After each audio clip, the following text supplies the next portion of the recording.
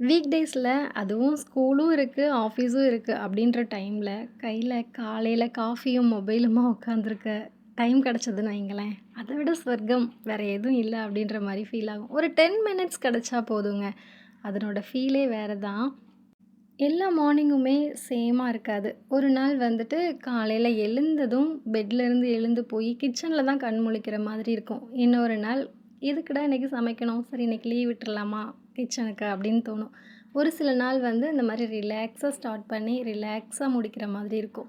காலையில எழுந்து மொபைல் பார்த்துட்டு, சாங் கேட்டுட்டே குக் பண்ணிட்டு, அது என்னமோ ரொம்ப ரிலாக்ஸ்டா ஃபீல் ஆகும். வேலையும் சீக்கிரமாவே முடிஞ்ச மாதிரி இருக்கும். இன்னைக்கு டே எனக்கு அப்படிதான். காலையில எழுந்து ரொம்ப ரிலாக்ஸ்டா தான் ஸ்டார்ட் பண்ணேன். நெறைய ஒர்க் இருந்தது. எல்லாத்தையும் முடிச்சுட்டு வீட்ல உட்காந்து பிரேக்ஃபாஸ்ட் முடிச்சுட்டு போற அளவுக்கு எனக்கு டைம் இருந்துச்சுன்னா பாருங்களேன். எல்லாமே நம்மளோட மைண்ட் செட் தான்.